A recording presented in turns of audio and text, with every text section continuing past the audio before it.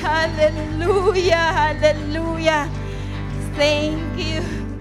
Pero, thank you so much. Today is the first day where God called me to stand. Para po akong nagbabalik sa aking first demonstration na ang daming panelist. So, syempre, isa po munang masayang ngiti sa bawat isa. Pampatanggal po ng kaba. Yan. Palakpakan po natin ang Panginoon. Yan. Isang pinagpala at masaganang umaga po sa bawat isa po sa atin na naririto ngayon. At syempre, hindi ko po makakalimutan ang ating mga senior pastors na sa ngayon po sila ay nasa Australia. Magandang tanghali po, Pastor Dong and Pastora May. Maraming salamat po sa tiwala ninyo. At syempre, maraming salamat po sa pagpapahiram niyo po ng inyo pong pulpito sa akin ngayong umagang ito. Naiiyak po ako kasi parang hindi ko deserve ang pulpit. Syempre, sa lahat po ng mga nakaantabay, nariyan po ngayon, naka-tune in sa ating FB Live. Blessed morning po sa ating lahat. Wherever you are, saan man kayong dako ng mundo. Ayan, alam kong kayo'y inaabot at aabutin ng mga salita ng Panginoon sa umagang ito. At syempre, good morning, Lord. Salamat, Panginoon. Thank you. Here I am, your servant. Use me today, Father. And syempre, good morning, Holy Spirit. Fill me, help me, empower me today. And of course, good morning, Jesus. Be my everything at this very moment. Alam niyo po ba, nang ibinigay sa akin ang magandang balita, na ako ang naatasan na magbahagi ng mensahe. At syempre, good morning, Kuya Bonnie. Good morning po. Welcome back. The God who promised you of restoration has already done it. Yan. Nang ibigay po sa akin ang magandang balita na ako po ang naatasan na magbigay ng mensahe ng Diyos sa araw ng linggo. Alam niyo po ba, meron po talagang kiskisan at the back of my mind. Sabi ko, bakit ako? Hindi ako handa. Pero alam niyo po ba, nung matanggap ko yung magandang balita, 3 days po talaga ako na may struggles. At tinatanong ko lagi, Lord, why me? Why me? Why me, Lord? Alam niyo po ba, after 3 days, God has a revelation in me. At alam niyo, kung saan niya ako dinala, ibinalik niya ako sa aklat ng Exodus. Yung first encounter ni Moses with the Lord. Kasi ang sabi ng Diyos, kaya nga ikaw talaga, Sally, ang pinili ko. Kasi hindi ka nga handa. Diba ang hirap? Kasi hindi ka nga handa, kaya nga ikaw ang pinili ko. Kaya ang unang lesson, unang tip, lagi po tayong maging handa. Kasi alam po talaga ng Panginoon, if you are ready or not. Diba? If you are ready or not, na ipahayag siya na tumayo ka para sa Kanya. Tapos, dinala niya ako doon sa Exodus. At alam mo, nakita ko doon yung picture ko talaga. Kasi si Moses, siya lang naman yung mapagkakataong yun. Siya ay nag-aalaga lang, nagbabantay po siya ng mga tupa, nagpapakain at nagbabantay po ng mga tupa ng kanyang biyenang si Jethro. Kaya po talaga kanina yung sinabi kanina ni Pastor Walter, inulit-uli ng Panginoon, di po ba? Ang galing talaga ng Lord, di ba? Exodus uli ang shinare kanina ni Pastor Walter, and that is God's confirmation on me. Hindi talaga ako nagkamali sa'yo. Pinili ka talaga dahil hindi ka nga handa. Pero wag po kayong mag-alala. Kung kayo pinili ng Diyos na hindi kayo handa, just do your part, and God will do the rest. Sabi ni Moses, Nakita nakaupo lang yun si Moses biglang may nagpakitang anghel ng Diyos, di po ba? In a form of fire. Di ba? Sa isang burning bush. At alam mo, na-curious lang naman si Moses na, ano kaya to? Ba't parang may apoy pero hindi nasusunog? Hindi nasusunog yung tree, yung kahoy. At out of curiosity, nilapitan niya. Pero bago pa siya nakarating dun sa puno, tinawag ng Diyos ang kanyang pangalan. Moses, Moses. At alam niyo, nung marinig yun ni Moses, alam niya, sa puso niya na yun ang Diyos. At hindi siya nakarating dun sa puno. At ano ang unang pinagawa ng Diyos sa kanya? Anong unang inutos? Sabi ng Diyos, Moses, hubarin mo yung sandalyas mo. Dahil ang lugar na to, this place is a holy place. At alam niyo po kung anong sinabi sa akin ng Diyos? Hubarin mo yung mga pag-aalinlangan mo, Sally. Hubarin mo yan. Hubarin niyo yung pagkasabi mo na hindi ka handa. I want you to remove it in your mind. Kasi ako mismo ang maghahanda sa'yo. At syempre, iba ang tao talaga, daming palusot Diba? Pag gusto, may paraan. Pag ayaw, may dahilan. At alam mo, yung mga dahilan ni Moses, dahilan ko rin yun Sabi, diba? Sabi ko, bakit ako, Lord? Ang dami naman dyan. Sabi ni Moses, who am I that I should go to Pharaoh and bring the children of Israel out of Egypt? Sino ba ako, Lord? Di ba yun ang unang sabi ko? Bakit ako, Lord? Pero alam mo, ang sabi ng Lord kay Moses, God answer, I will be with you.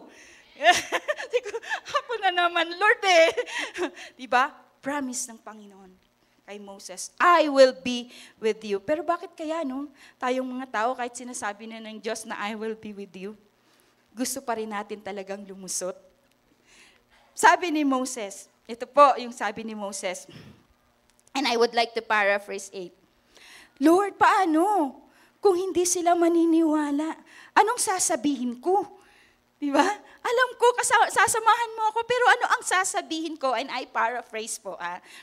Sabi ng Diyos, I am who I am. Sabi ko, Lord, ano po bang mga salita na sasabihin ko? Parang hindi ka naman nag-reveal sa akin. Sabi mo sa unang araw, I am with you. You are with me. Bakit wala ka pong nire-reveal na mga dapat kong sabihin para sa Sunday? Sabi ng Diyos, I am who I am. Anong sabi niya sa akin? Just trust me because I am who I am in your life. Ngayong umaga, I want you to trust. Alam ko na yung mga sasabihin, i-reveal ng Panginoon. Meron dyan sa mga puso ninyo, sa mga utak ninyo na paglalaban-laban. Kaya ako sinasabit, inuuna ko to. Sabi kasi ng Diyos, I am who I am. At ang Diyos, di po siya nagkakamali ng mga taong gagamitin niya. At syempre, meron uli. Lord, kung ikaw talaga, bakit talaga ang tagal-tagal mo? 2 araw na, wala pa akong message. Ayan, sabi naman ni Moses, Lord, paano yan? Hindi sila maniniwala talaga. Hindi talaga sila maniniwala. Paano kung hindi pa rin sila maniwala na ikaw talagang nakita ko at nagkausap tayo? And I paraphrase kasi gusto ko lang pong gumamit po ng mababaw na lengguwahe para po kayo ay makarelate. Sabi ng Diyos, and God said, what is it in your hand, Moses? Ano ba yung nasa kamay mo? Lord, bakit naman talaga ako? Wala pa akong mensahe. Sabi ng Lord, what is it in your mind, Sally? Ano ba ang what is it in your hand? Ano ba ang meron ka? Di ba, hindi ka naman nagsabi kay Pastor Alay ng ayoko. O ibig sabihin, meron kang availability. At ang sabi ng Diyos, use it. Use it. Lord, you are with me. You are who you are to me. And once I said available, I can use it.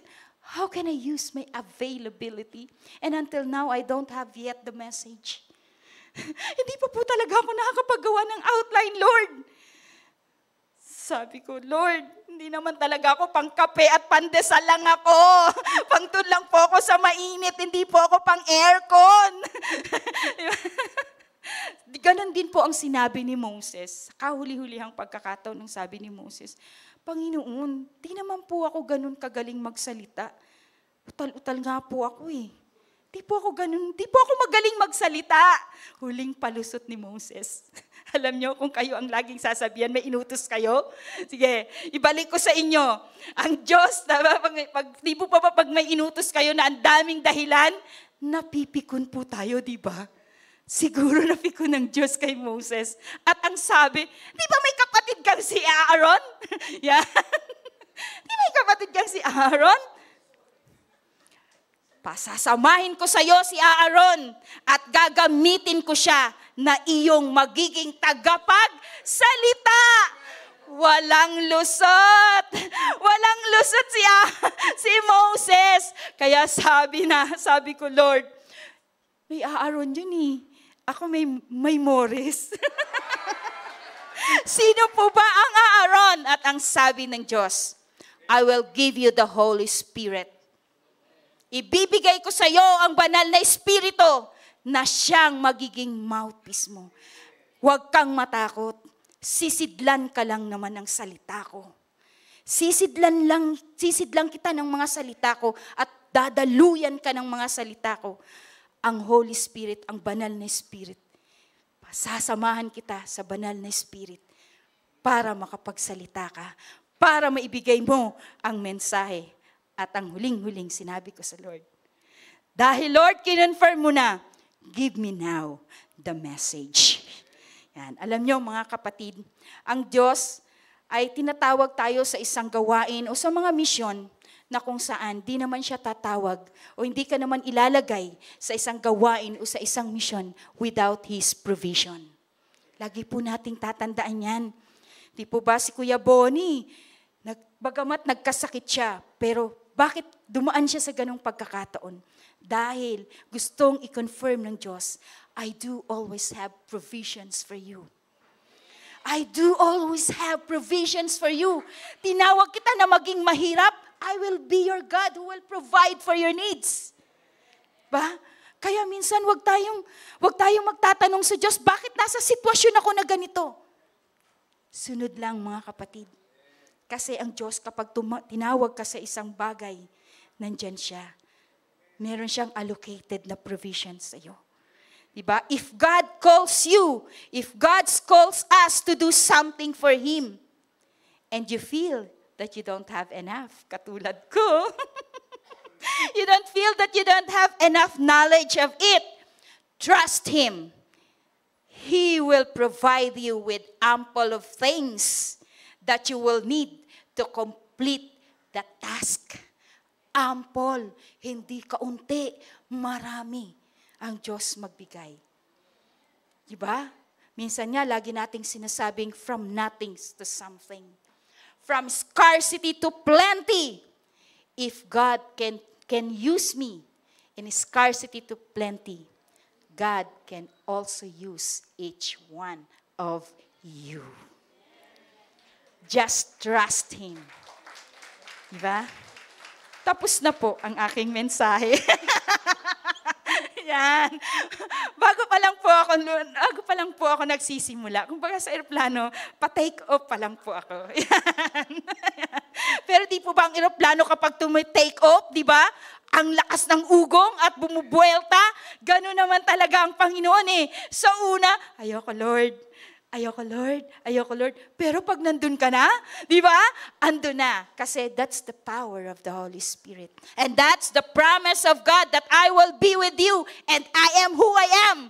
Di ba? I am who I am kapag tayo ay sumunod.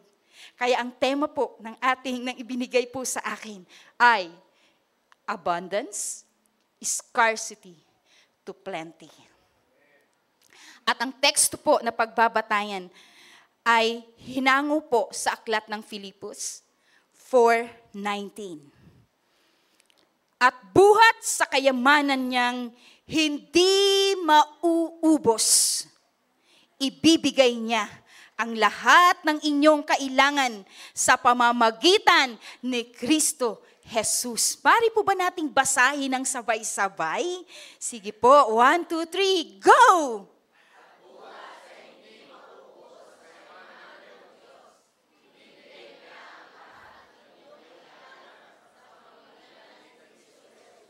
Amen. Hallelujah. Salamat, Panginoon. Amen. Amen. Alam niyo po ba na talagang para sa akin po talaga siguro ang mensaheng ito. Dahil doon pa lang sa text na ibinigay po sa akin, hit na hit po ako. Magtiwala ka. Diba? Magtiwala ka. So, eto na po, magsisimula na po ako. Yan. So sa aklat po ng Pilipos, ito po, alam niyo po ba na ang Pilipos ay isa siyang long formal letter. Philippians, the book of Philippians is a long formal letter. Ibig sabihin po, ito po ay sulat. Ito po, ang genre po niya, ang literary genre po niya, ay letter. A long formal letter. Pero tingnan po muna natin, sino kaya ang sumulat? Sino ang sumulat ng Philippians? Bakit niya binanggit sa kanyang sulat ang mga talatang ito?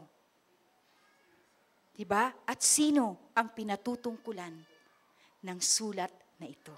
Yan po yung aalamin natin ngayong umagang ito. Sino ang sumulat? Sino ang pinatutungkulan? At bakit? Ang sumulat po ng aklat ng Filipos or Philippians ay si Apostol Pablo po. Alam naman po natin, no, na si Pablo, bago siya naging Pablo, meron siyang mga nakaraan. Meron siyang pinagdaanan. Meron siyang kahapon. At sa kahapon niya, kung titingnan natin si Pablo, di ba? Parang hindi siya susulat ng ganito. Dahil si Pablo bilang Saulo, siya po ay isang masigasig, matipuno, matapang. At alam niyo kung saan siya masigasig? Masigasig po si Pablo na usigin ang mga mananampalataya. Lahat ng kaparaanan ginawa ni Pablo para ang mga mananampalataya ay mausig. Buti na lang wala ng Pablo sa labas, no? Kasi baka biglang pumasok dito. At alam niyo ba si Pablo, pumapasok talaga siya ng mga bahay-bahay. At kinakaladkad niya, mapababae, mapalalaki, mapabata, kinakaladkad niya para patayin kapag hindi ni-renounce ang kanilang faith. Yan si Pablo. Pero sabi nga, madalas diba sabihin ng mga lingkod ng Diyos, kapag ikaw ay napakalaki ng iyong kasalanan sa Diyos, malalim ang iyong magiging encounter sa Kanya. At alam nyo, sa aklat ng Gawa, mababasa nyo, ang lalim ng encounter ni Pablo sa Diyos. At dahil meron siyang malalim na encounter sa Panginoon, malalim din ang kanyang covenant na siya'y maglilingkod sa Diyos. Kaya si Pablo, hinarap niya lahat nung siya'y mananampalataya niya. Lahat hinarap niya, alang-alang sa Panginoon. Ganun naman siya bumawi sa Lord. Diba? Bumawi siya sa Panginoon. So sino ba ang pinatutungkulan niya dito? Ang pinatutungkulan po niya ay ang mga mananampalataya sa Macedonia. Sila po ang mga Philippians. Ang church po ng Pilipos. At alam nyo, ang church po ng Filipos ay hindi naman po siya, yung mga taga-Philippians po, yung mga taga-Pilipos, hindi po talaga sila mayayaman. They are an ordinary Christians. Ordinary Christians with an extraordinary service. An ordinary people that can do an extraordinary for God. An ordinary people that can give an extraordinary service to the servant of God. Yan po ang mga taga-Philippians. They are just an ordinary people. Pero bakit naman binanggit? Bakit binabanggit ni Pablo na at buhat sa kayamanang hindi mauubos? Buhat sa kayamanan ng Diyos na di mauubos, ibibigay niya ang lahat ng inyong kailangan sa pamamagitan ni Kristo. Eh mananampalataya na nga sila diba? Bakit kailangan pa niyang sabihin ito? Bakit kailangan pa niyang ilagay ito sa kanyang sulat? Yun ang tanong ko sa Panginoon eh. Lord, bakit kailangang ilagay ni Pablo to sa sulat niya? Bakit kailangan siyang magsulat ng ganito sa mga taga-Pilipos? And they have done great things to you, Father. Philippians have done great things to you, Father. Philippians have done great things to your servant, to Pablo. Bakit kailangan pa niyang sulatin ito? Alam niyo ang sabi ng Diyos? Kasi, hindi naman porke mananampalataya sila ay hindi nadaraan ng mga pagsubok. Kanina binanggit din ni Pastor Mike yung Red Sea, yung Dead Sea. Bawat isa po sa atin, meron po talagang Red Sea. At bawat mananampalataya po, kasing lawak at kasing, di ba nga ang Red Sea, kaya daw siya tinawag na Red Sea, mababa daw yung salinity. Tama po ba ako? Correct me if I'm wrong. Pastor Walter, tama no? O sobrang taas ng salinity niya. Diba? Sobrang taas. Ay, mapipreserve ka pala kapag ikaw ay naligo doon. Diba? So, Lord, bakit nga po ba talaga? Bakit kailangan banggitin ito ni Pablo? Bakit kailangan niyang bigyan? Bakit kailangan niyang i-include? Una, kasi mananampalataya siya. Actually, ang sulat na to is a reminder. Isa po siyang encouragement word. Ini-encourage niya, pinalalakas niya, at ang sulat po na ito ay isang hamon sa lahat ng mga mananampalataya. Actually, hindi lang sa mananampalataya to eh. Mananampalataya ka o hindi, hinahamon ka, ini-encourage ka, pinupukaw ka ng mga talatang ito. Kaya wag po kayong matutulog kasi ang talatang ito po ay pampukaw. Pampukaw po ito ni Pablo. Ang talatang ito po ay yes, wag po kayong aantukin. Yan. Ayan. So, una, this is for encouragement and this is for, sabi nga, empowering. Empowering po ito, ang sulat na to. Diba? Kasi si Pablo sumulat siya, hindi lang po yung mga taga-Filipos ay mga kapatid para sa kanya. Ang Pilipos po, ang mga taga-Filipos ay pamilya para kay Pablo. At sabi nga, di ba bilang pamilya, magpalakasan tayo sa isa't isa? So, ito po ang naisip ni Pablo na pampalakas at pang-encourage. Pang-encourage po sa mga taga-Philippians. At bakit naman scarcity? Abundance, scarcity, to plenty. May 6 po ako na puntos na ibinigay ng Diyos. Diba? Ang tagal kong naghintay. At alam nyo kung kailan binigay ng Diyos ang message na to? Tanungin nyo na lang po si John Paul. Lord, ang dami ko nang naisulat, ang dami ko na talagang draft, pero hindi ko mabuo. Nabuo ko po ito. Kahapon lamang. Di ba? Kahapon lamang. Di ba? Pero ang galing ng Diyos, di ba? This is an encouragement letter. This is a letter that encourage and empower the Philippians. Why? Kasi sa unang puntos po, gusto ko lang po munang ibagay sa inyo ang puntos na ipinakita ng sulat na ito. Sa sulat na to, ini-encourage ni Pablo ang mga taga-Pilipos na magalak sila sa Panginoon. There is joy in serving God. There is joy in loving God. There is joy in serving the servant of God. There is joy, diba, in serving the kingdom of God. Pangalawa, nais niya na palakasin ang mga ito sa pagsasabing huwag mabalisa tungkol sa anumang bagay. Pangatlo, nais niyang sabihin sa mga taga-Pilipos na iingatan ng mga pangako ng Diyos ang kapayapaan ng kanilang mga puso. At pang-apat po, na matutong masiyahan. Matuto silang makontento. Diba? At pang-5, magagawa natin ang lahat. Magagawa ninyo, ito yung pinakagusto kong sinabi niya na magagawa mo ang lahat, magagawa natin ang lahat dahil sa lakas na kaloob ni Kristo. At ang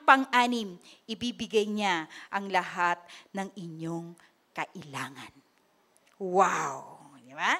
Simulan po natin sa magalak kayo. Pero bago po ako magsimula, allow me first to define what is scarcity. Ano ba ang scarcity? Pag sinabi pong scarcity, it means the state of being scarce or in short supply. There is a shortage. There is not enough. Ibig sabihin, alam niyo po ba yung mga dati nating mga lessons na land of not enough, land of just enough, land of more than enough? Kapag nasa state ka ng scarcity, you are in the state of land of not enough. Ang tanong, meron ba talaga nun?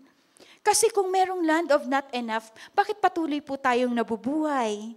Bakit patuloy po tayong malakas?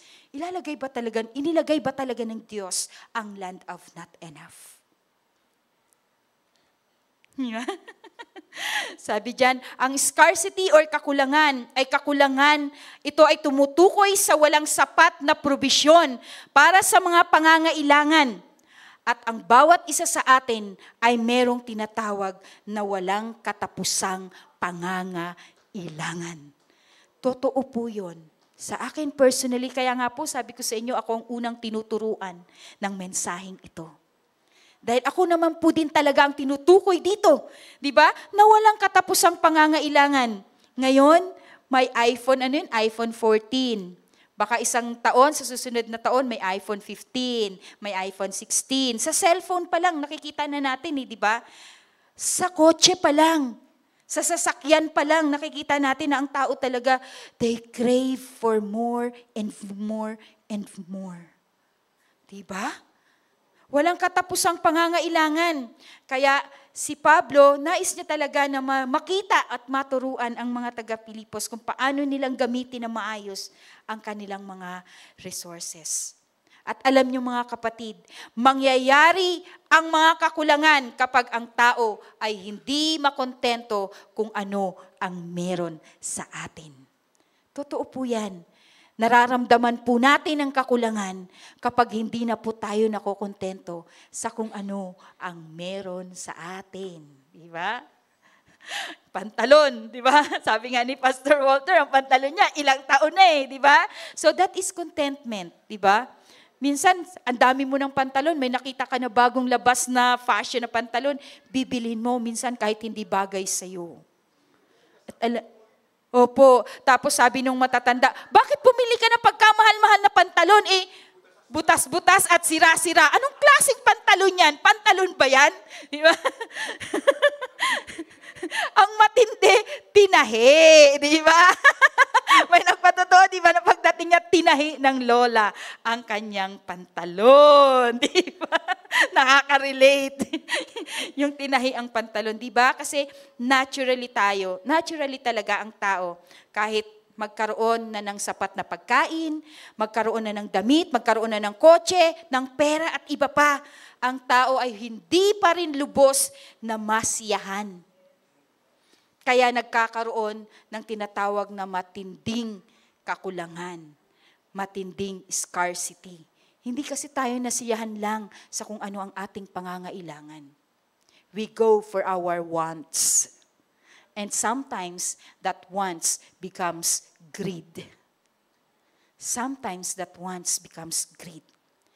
And sabi nga, scarcity. That is why scarcity becomes the language of the world. Ito ang vocabulary na hindi mo na kailangan pang tumingin sa dictionary. Pwede mo nang tanungin ang isang tao, ano ba sa'yo ang scarcity? Alam na alam nila yan. Kulang, hindi ako natanggap sa trabaho, bakit? Kulang ako sa height.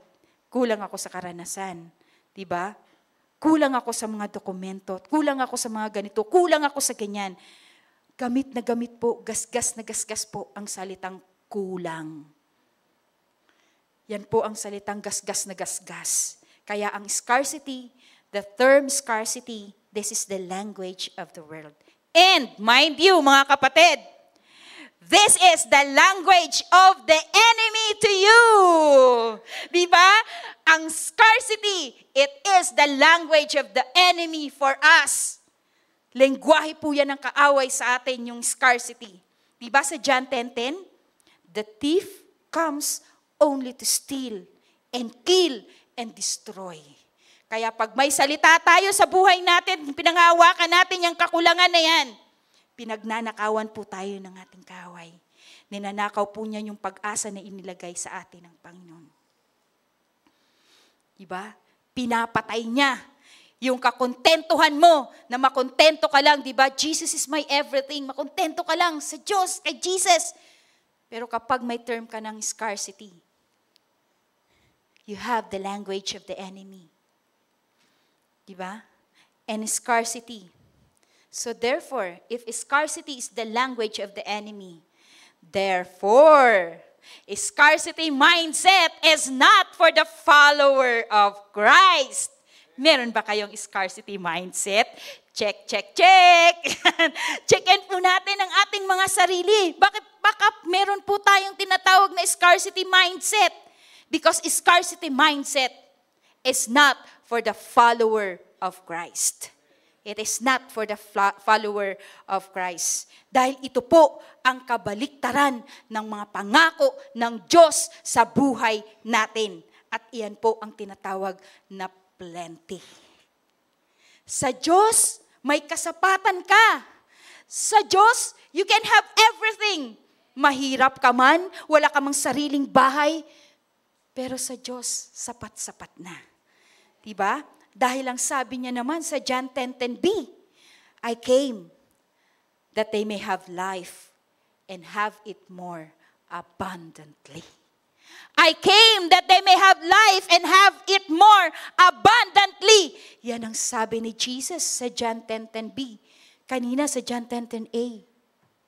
Diba? Kung ang kaaway pagnanakawan tayo, ang Diyos bibigyan tayo ng higit pa sa sapat. Pero mga kapatid, wag po tayong maligaw diyan, ha.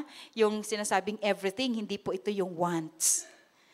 Diba? Ang Diyos po magsisimulang magbigay sa talagang kailangan natin. At yung mga wants po natin na ipinagkakaloob ng Diyos, those are just benefits. Benepisyo lamang po. Sabi nga kumbaga sa uminom ka ng gluta, di ba? Pag uminom ka ng gluta, ang gluta ay lilinisin lang yung kidney mo. At yung pinaka-side effect nun yung pumuti ka. Ganun, di ba? Yung side effect nun yung pumuti ka. Di ba? Ganun din yung mga wants na naibibigay sa atin ng Diyos. Those are just side effect. So ngayon, ano ang ibig sabihin ng plenty? O kasapatan, o kahustuhan. Diba? Sabi diyan, plenty is a situation in which food and other necessities are available in what? Insufficient, in large quantities. Insufficient and in large quantities. At mangyayari lamang yan kapag meron tayong Kristo. Dahil kay Jesus, may kasapatan tayo, may pag-asa tayo, may kabuluhan ng ating buhay kapag kasama natin si Jesus. Hindi tayo maghihikahos.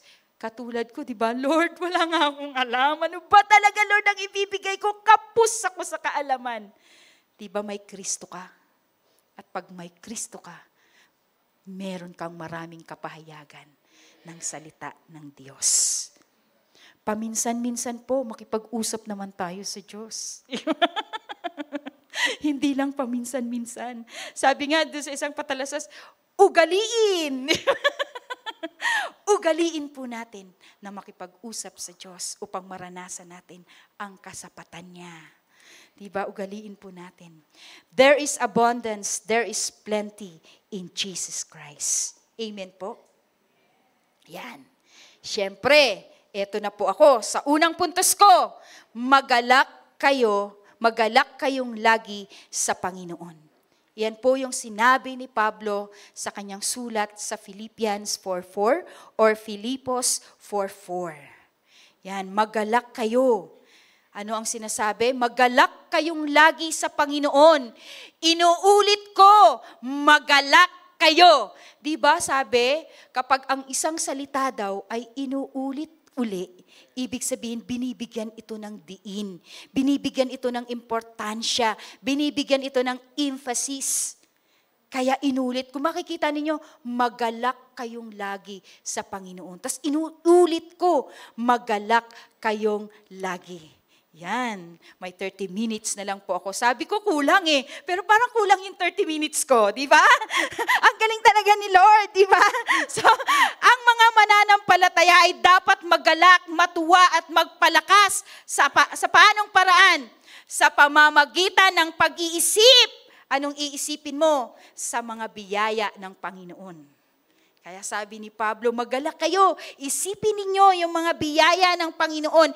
Isipin ninyo na malapit lang ang Diyos, malapit lang si Kristo sa inyo.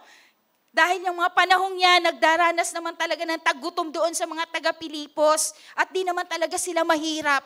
Pero they never stop giving to Paul. Hindi nila naramdaman na sila'y mahirap dahil hindi naman sila tumigil na magbigay kay Pablo. Hindi sila tumigil na magbigay sa gawain ni Pablo. Kaya bilang naman si Pablo, hindi naman talaga siya nahahabag kundi natutuwa siya. Bakit niya sinasabi ito sa mga taga-Pilipos? Magalak kayo. Isipin nyo, ano ang iisipin nyo kapag kayo nagagalak? Isipin nyo na may raming biyaya ang Panginoon. Isipin ninyo na siya'y malapit sa inyo. Isipin ninyo ang kanyang mga pangako. Kaya nga, and my God will supply all your needs according to His riches and glory in Christ Jesus. Magalak kayo. Yan. At pangalawa, anong sabi niya? Huwag mabalisa tungkol sa anumang bagay. Alam ko ang bawat isa sa inyo dito, marami tayong iniisip, no? Pag uwi ko, dami kong labahin. Pag uwi ko, hindi ako nakapaglinis. Parang ako lang din yun, di ba? Ang dumi ng bahay. Pag uwi ko galing simbahan, di ba? Ganun tayo lagi. Dami nating iniisip. Pero ang sabi ni Pablo sa mga taga-Pilipos, sa mga mananampalataya, and I claim it na ito rin ang sinasasabi ng Diyos sa ating lahat ngayong umagang ito. Huwag mabalisa tungkol sa anumang bagay. Yan ang sinasabi sa Philippians 4:6. Huwag kayong mabalisa tungkol sa anumang bagay. Sa halip ay hingin ninyo sa Diyos ang lahat ng inyong kailangan sa pamamagitan ng palaging may pasasalamat. Diba? Alam niyo po ba kung ano ang pinakamabisang lunas sa mga taong nag-aalala? Alam niyo po ba kung anong pinakamabisang lunas kapag tayo'y nag-aalala? Alam niyo po ba? Yan! So tapos na po ang message ko. Alam niyo naman po di ba? Pray, manalangin. Kaya kayong lahat po ay iniimbitahan ko sa aming prayer and intercession. Every day po yon, Monday to Friday, 4:30 in the morning. Ang pinakamabisang lunas sa mga pag-aalala natin ay ang ating pananalangin. Diba? So ini-encourage ni Pablo na manalangin, manalangin, manalangin, manalangin. At ngayong umaga, ini-encourage ko rin ang bawat isa, huwag po nating patayin ang ating panalangin, kundi pag-alapin natin yan, buhayin natin ang ating buhay pananalangin. Diba? Kahit inaantok, gising lang kapatid. Diba? Gising lang at manalangin. Kasi iyan po ang pinakamabisang lunas. Pinakamabisang lunas po yan sa atin pong mga alalahanin. Diba? Ano pa? Sabi nga dyan, huwag kayong mabalisa tungkol sa anumang bagay. Sa halip, hingin ninyo sa Diyos ang lahat ng inyong kailangan sa pamamagitan ng panalangin may pasasalamat. Huwag nating ubusin ang ating lakas. Di ba? Huwag nating paikliin ang ating buhay sa pag-aalala. Di ba? Pag tayo'y nag-aalala, isipin nating merong Diyos tayong malalapitan. Merong Diyos tayong mabibigyan ng pasalamat. Si Kuya Bonnie, pinalakas siya. Kasi everyday ba naman, di ba? Everyday namin siyang kasama. Kahit may sakit siya. Di ba? At sabi nga sa Hebreo 4:16, huwag tayong mag-atubiling lumapit sa trono ng mahabaging Diyos upang makamtan natin ang habag at kalinga sa panahon ng ating pangangailangan. Diba? So kapag tayo ay nag-aalala, ang panalangin magpapanumbalik ito ng ating tiwala at katapatan sa ating Panginoon. Ire-refresh din ng Diyos ang kanyang katapatan sa iyo kapag tayo'y nananalangin. Diba? Sa ating panalangin, nare-refresh tayo, meron palang Diyos na tapat sa aking buhay. Kapag tayo pag tayo'y nananalangin, tayo'y tumatanggap ng kahabagan. Ayan di ba? Nanunumbalik ang ating tiwala sa katapatan ng Diyos kapag tayo'y nananalangin. At kapag tayo'y nananalangin, naniniwala tayo o tumatanggap tayo ng kahabagan, ng biyaya, tulong ng Panginoon sa panahon ng ating pangangailangan. Yun yung binasa ko kanina sa Hebreo 4:16. Di po ba? Yan. Sa ating pananalangin, nakatitiyak tayo na sa lahat ng bagay, ang Diyos ay gumagawa para sa ating kabutihan. Diba? Pag tayo'y nananalangin, natitiyak natin. Kaya nga, diba, nagbibigay tayo ng mga prayer request. Diba? At sa bawat prayer request, laging sabi natin, at ang Diyos ay diringgin niya at tutupdin niya ang ating mga panalangin. Sabi sa Romans 8:28, alam nating sa lahat ng bagay ay gumagawa ang Diyos para sa ikabubuti ng mga nagmamahal sa Kanya. Silang mga tinawag ayon sa Kanyang layunin. Di ba, nang ginagawa ko to, nagbabad talaga ako sa panalangin. Alam niyo po ba, walang makapasok sa kwarto namin. Walang papasok. Di ba? At alam niyo, salamat sa Panginoon. Salamat sa assignments na to. Kasi ito din po talaga yung first time na talagang grabe yung intimate ng panalangin ko sa Diyos. And thank you. Dahil talagang I was refreshed. Na-refresh po ako. Kaya sabi ko sa inyo, ako po ang unang tinuruan ng Panginoon ng mga mensaheng ito. Yan. Salamat, Lord. Point number 3. Kapayapaan ng Diyos ang siyang mag-iingat sa ating mga puso. Sabi ni Pablo, ang ating puso ay iingatan ng kapayapaan ng Diyos. Diba? Sa Philippians 4:7-8. At ang di malirip na kapayapaan ng Diyos ang mag-iingat sa inyong puso at pag-iisip sa pamamagitan ni Kristo Jesus. At sa verse 8, ang sabi, sa wakas mga kapatid, dapat maging laman ng inyong isip.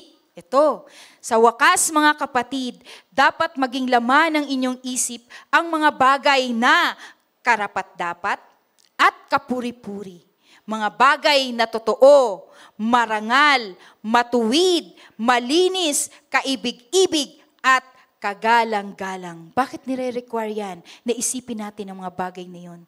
Dahil po, yun po yung sikreto na magbibigay ng kapayapaan sa ating puso. Sige nga, isipin nyo nga na yung mga kapitbahay ninyo, pinagchichismisan kayo. Di ba kayo ang unang hindi nakakatulog?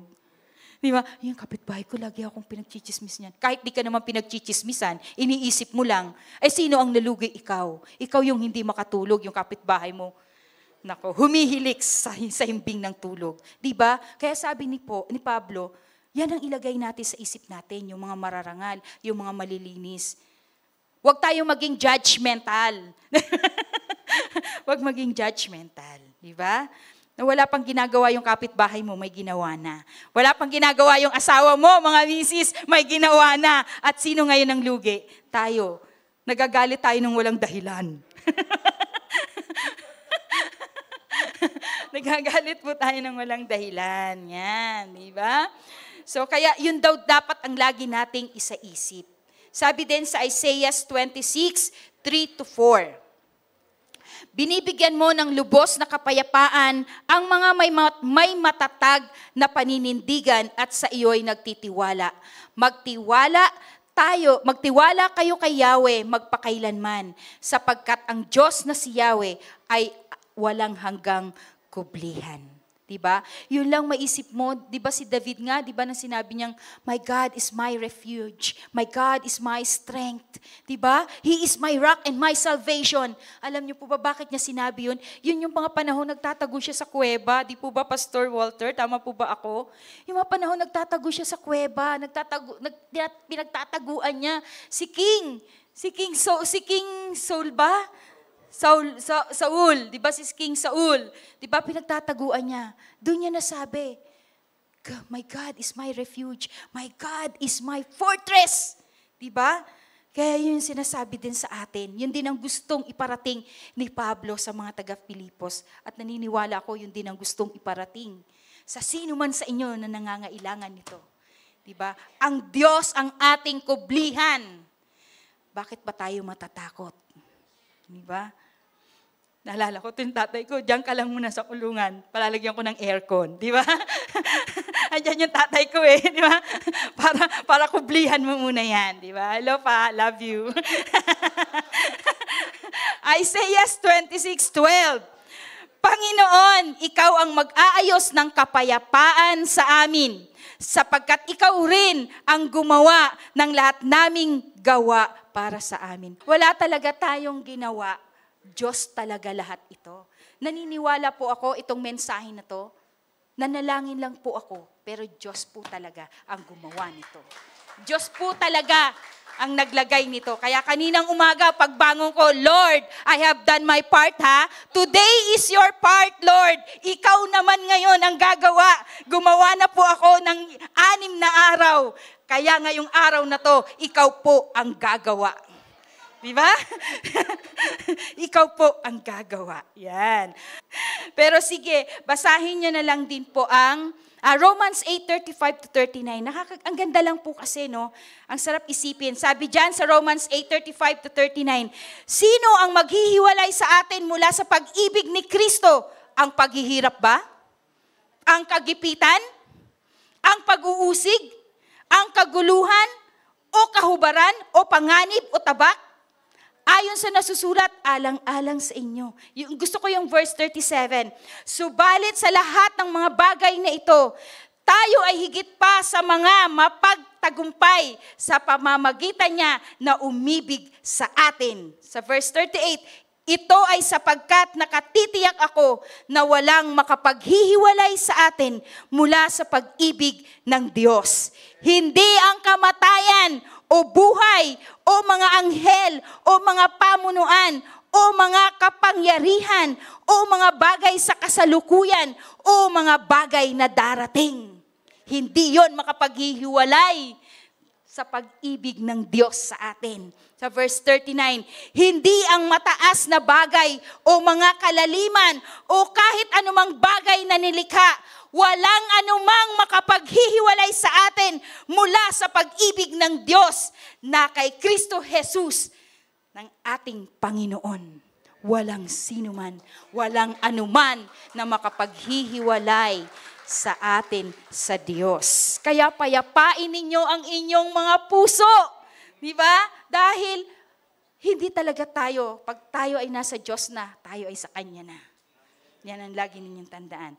Point number 4, malapit na po ako matapos. Matutong masiyahan. Yan. Matuto tayong masiyahan, anuman ang ating kalagayan.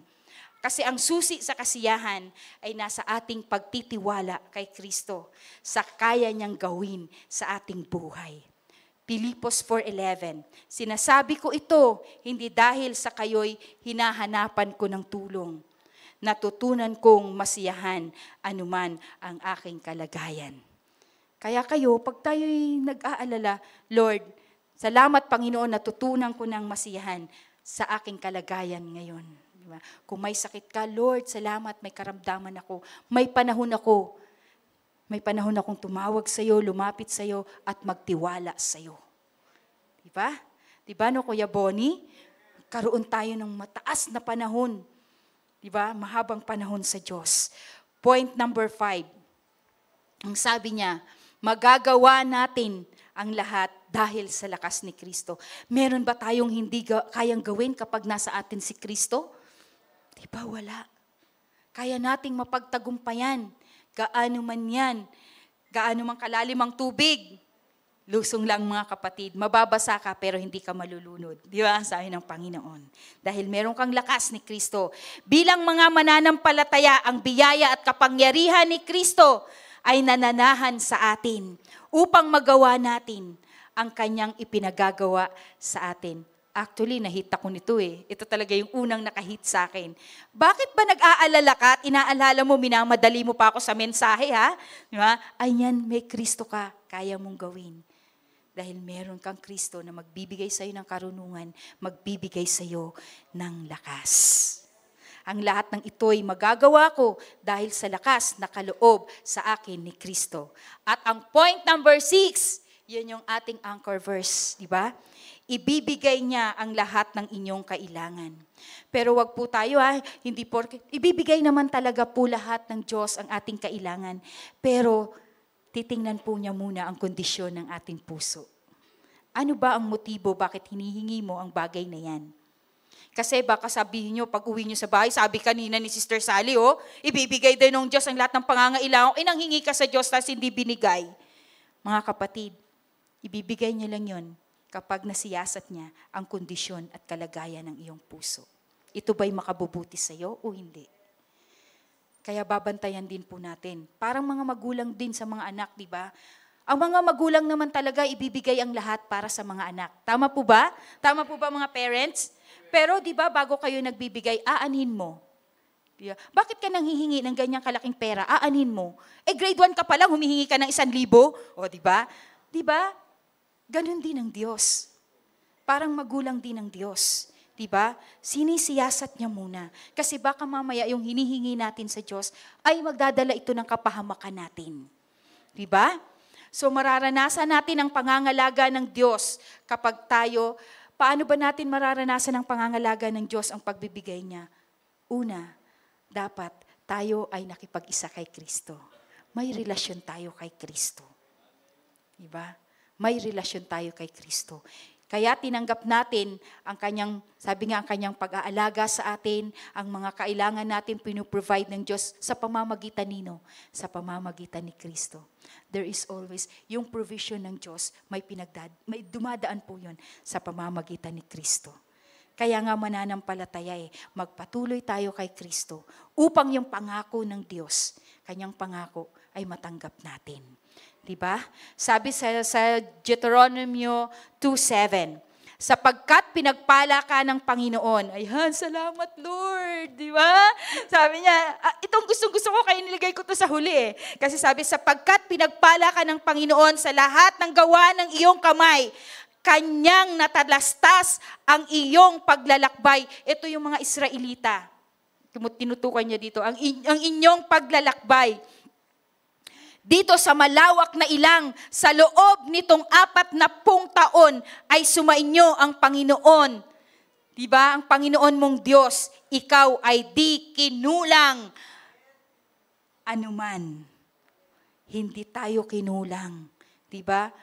Kahit ang mga Israelita, God proved it that He was with them.